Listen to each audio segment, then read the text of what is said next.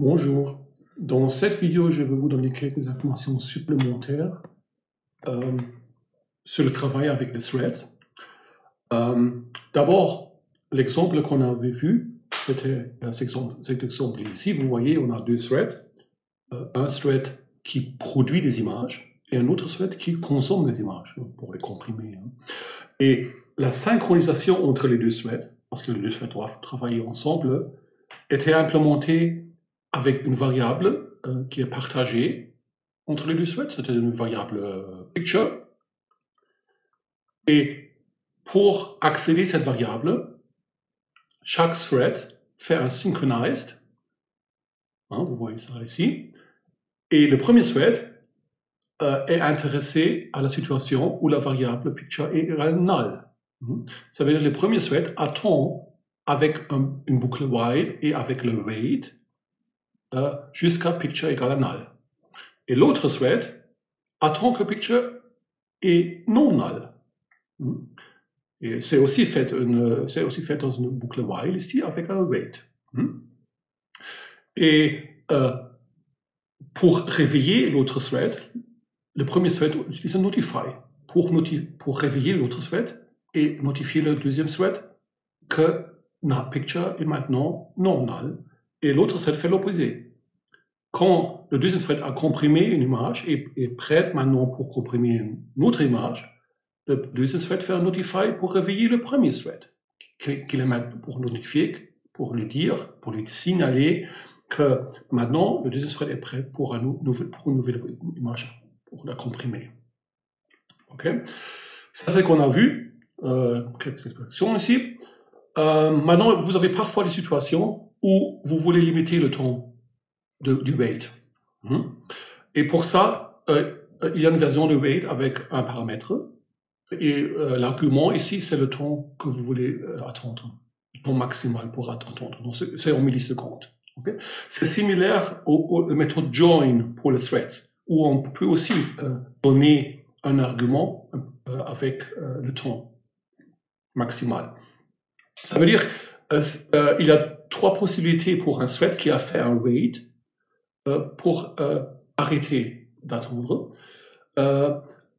C'est le deuxième thread attend, le thread qui a appelé wait arrête attendre si un autre thread appelle notify ou notify all. Bon, ça c'est clair, parce que ça c'est le but.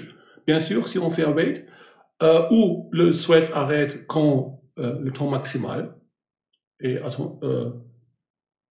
arrivé, ça veut dire les 2 secondes, dans cet exemple ici, ou quand un thread aussi termine à attendre quand le thread est interrompu. Okay? Ça, c'était avec la interrupt exception.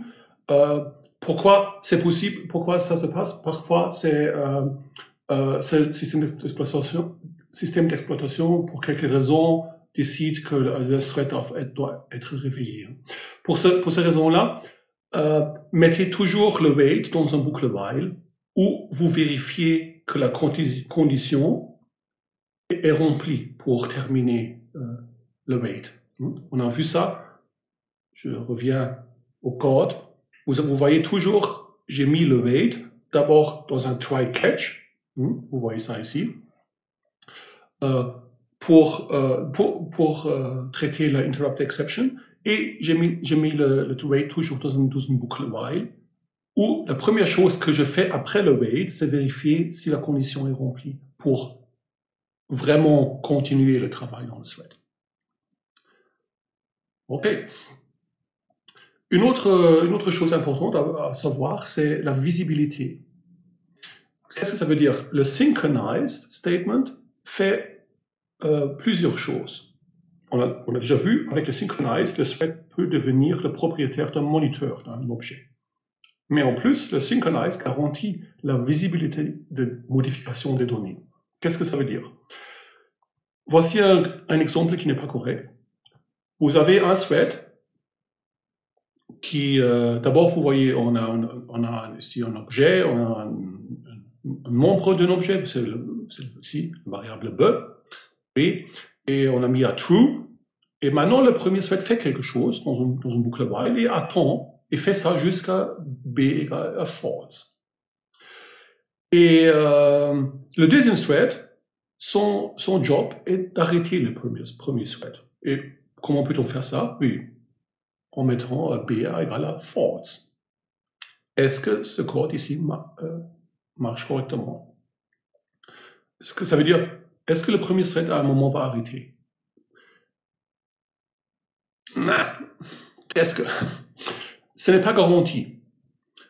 En Java, quand un thread fait une modification, modifie la valeur d'une variable, ou un nombre d'une classe, ce n'est pas garanti qu'un autre thread voit la modification. Okay. Sauf que les deux threads font un synchronized. Okay. Par exemple, avec un synchronized statement.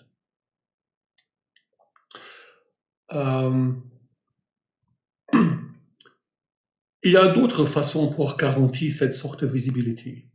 Voilà. Une autre façon, c'est de déclarer la variable, le membre de la classe, avec le mot-clé volatile.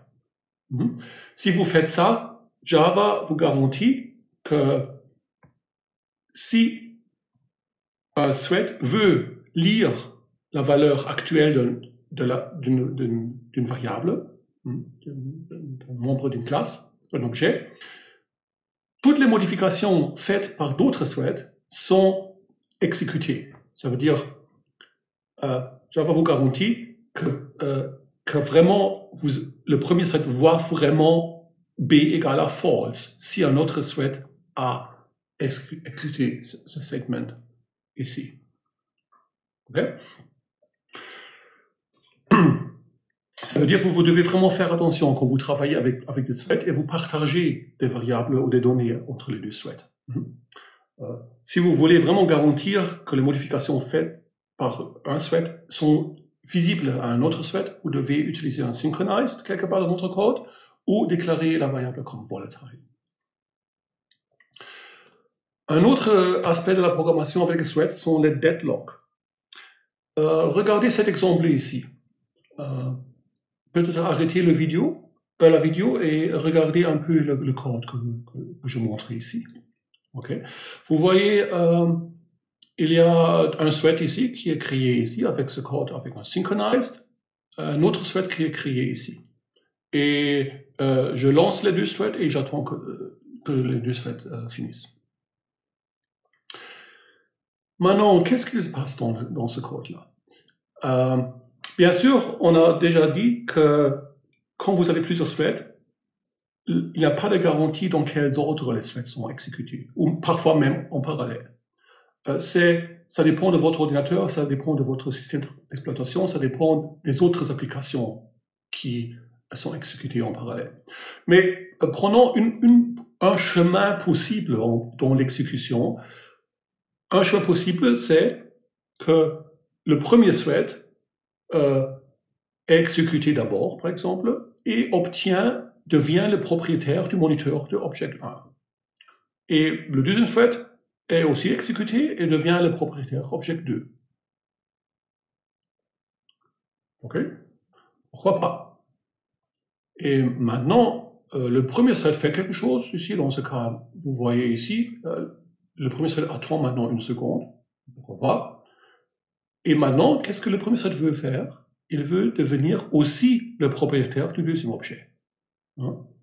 Mais bien sûr, le thread doit attendre parce que le deuxième thread est déjà le propriétaire du moniteur de objet 2. Et qu'est-ce que le deuxième thread fait? Il veut faire la même chose. Le deuxième thread est le propriétaire d'objet 2 et veut devenir le propriétaire du moniteur de l'objet 1. Et ce n'est pas possible parce que le premier thread est déjà le propriétaire de l'objet 1, du moniteur de l'objet 1. Ça veut dire qu'on a une situation où les deux threads ne peuvent plus avancer. Ils se bloquent. Le premier thread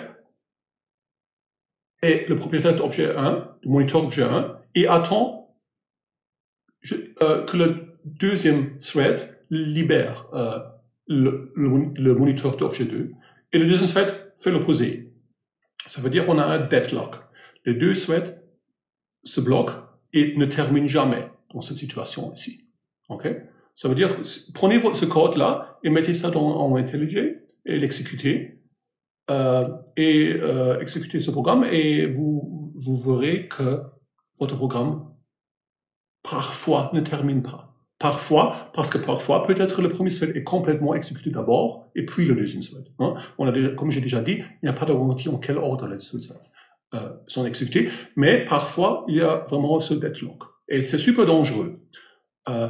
Et ça, c'est vraiment un très grand problème quand vous travaillez avec plus de threads dans un programme. Imaginez le programme que vous avez écrit contrôle la navigation d'un avion ou le contrôle les systèmes d'informatique d'un hôpital. Vous voyez, avoir un deadlock dans cette sorte de situation où votre programme ou même l'ordinateur complètement est bloqué, c'est dangereux. Et je suis sûr que quand vous avez utilisé des applications sur votre ordinateur, donc Firefox, vous avez parfois vu un deadlock où la fenêtre d'une application comme Firefox ou Thunderbird est bloquée. Hein. Ça veut dire qu'on peut plus rien faire. Ça, c'est vraiment signe qu'il y a un deadlock. Ok, j'arrête ici. Maintenant, vous avez probablement beaucoup de questions. Par exemple, peut-être vous demandez pourquoi ou comment c'est possible que votre ordinateur est capable d'exécuter plusieurs threads en même temps.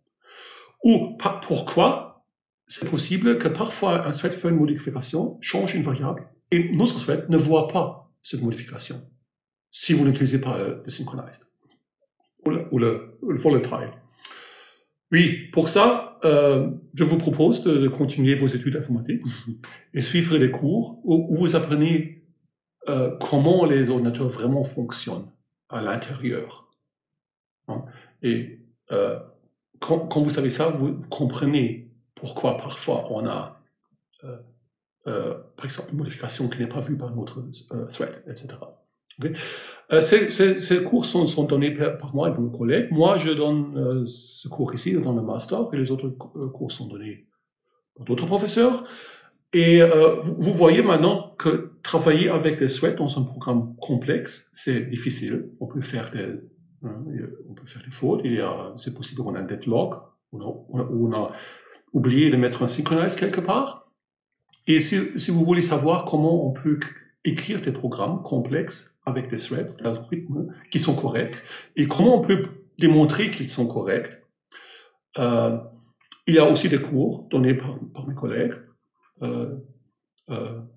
Ici, je montre 3. OK?